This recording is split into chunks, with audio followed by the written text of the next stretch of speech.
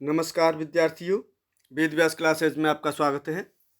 जैसा आप देख पा रहे होंगे, पवन सीरीज से डीएलएड प्रथम सेमेस्टर संस्कृत वर्ष 2017 से लेकर 2023 तक के प्रश्नों को कवर करेंगे।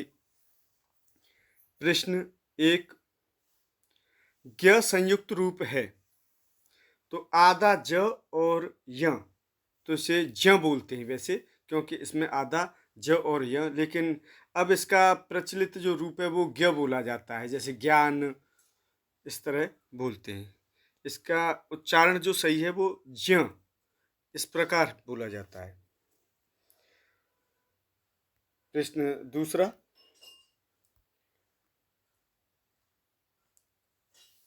प्रियंगुह शब्द बोधक है, बाजरे का है। नद्य शब्द रूप है, चतुर्थी विभक्ति एक वचन, तो आपको नदी के रूप भी याद करने हैं। पठा में धातु रूप है, पठ धातु का। अगर पठ इस तरह लिखा आ जाए तो ये गलत हो जाएगा, जैसे इसमें पठ में हलंत नहीं होना चाहिए, तो ये गलत हो जाएगा। अगर ऐसा ऑप्शन आया और आपने जल्दबाजी की तो आपका जो उत्तर है वो गलत हो जाएगा। पठ पे हलंत होना चाहिए, इस तरह होना चाहिए। अगर सामान्य पठ लिखा जा रहा है तो वो गलत है। प्रश्न 5, अशुद्ध वाक्य है, तो देखो यहाँ पर देखो अहम पठा में होता है, पाठा में नहीं होता है। यहाँ पे ये भी गलत है, लेकिन अब पता नहीं इसमें क्या है। ये तो सही है। और यहाँ पे देखो तृतीया स के योग में तृतीया विभक्ति होती है, तो यहाँ भी ये गलत है। तो यहाँ इसमें जो अशुद्ध दे रखा है ये भी गलत है। तो इसमें गलत तो बहुत विकल्प हैं, पर पता नहीं अब परीक्षा की दृष्टि से उन्होंने किस प्रकार इसमें जो आंसर ये सेलेक्ट किया है, ये भी गलत है। तृतीया विभक्ति आनी चाहिए। नेक्स्ट छठवां, छ संयुक्त रूप है, आधा क और स। बहुत बार परीक्षा में पूछने के लिए प्रश्न आया है। ये सामान्य हिंदी और जैसे यूपी टेट सब में पूछने के लिए आया है। प्रश्न 7, द्वादश शब्द बोधक है, 12 का है। प्रश्न 8वां, समक्ष शब्द समास है, अव्ययीभाव समास है। ऊपर जाता है के लिए संस्कृत में क्रिया प्रयुक्त होगी, उद्गच्छति। Next page. प्रश्न 10वां, क्रिया के जिस रूप से उसके होने का समय का बोध होता है उसे कहते हैं, तो उसे काल कहते हैं। सामान्य प्रश्न है और हिंदी व्याकरण से है ये। वैसे एकोनत्रिंशत शब्द बोधक है, तो 29 का है। जहां पे एको न आएगा, जैसे 63 30 होता है, और एको न जहां पे आएगा तो एक कम कर दो तो 29 हो जाएगा आपका। लट लकार प्रथम पुरुष बहुवचन में दा धातु का रूप है, ददते। बहुत बार यूपी टीजीटी में बहुत बार पूछने के लिए आया है प्रश्न, और यूपी टेट में भी बहुत बार पूछने के लिए आया है। ददत से दा धातु का जो रूप है। प्रश्न 13वां, अधिकरण कारक का चिन्ह है, मैं और पर। सामान्य प्रश्न है ये।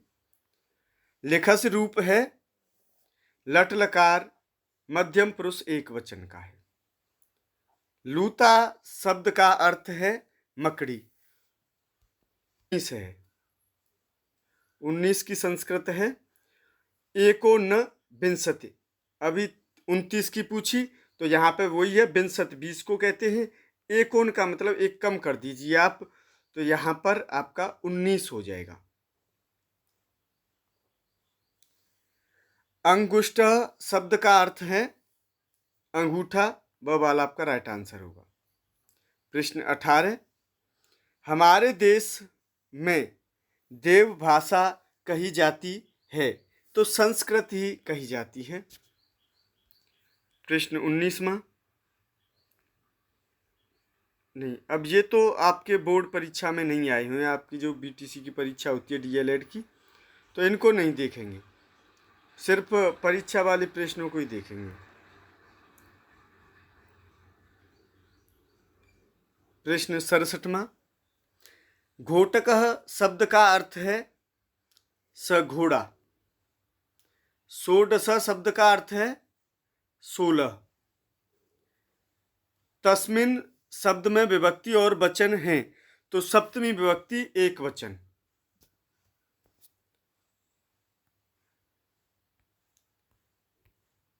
प्रश्न 70वां देखिए, भव शब्द रूप है भू धातु मध्यम पुरुष एक वचन का है।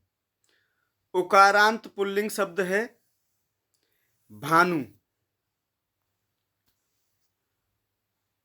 वृषभ शब्द का अर्थ है तो बैल है। प्रश्न 73वां,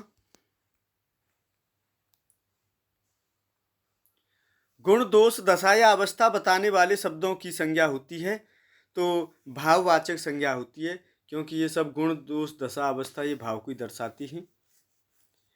षष्ठी विभक्ति का चिन्ह है काकी के, जहां पे संबंध को दर्शाया जाता है।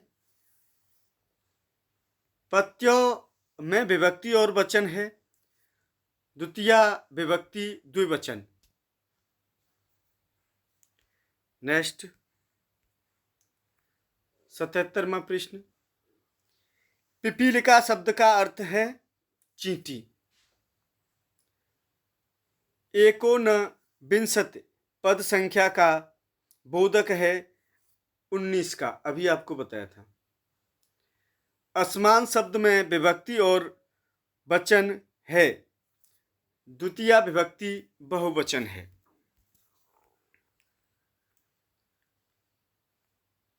पा धातु का लंग लकार मध्यम पुरुष द्विवचन में रूप होता है अपेवतम, अपेवतम होता है।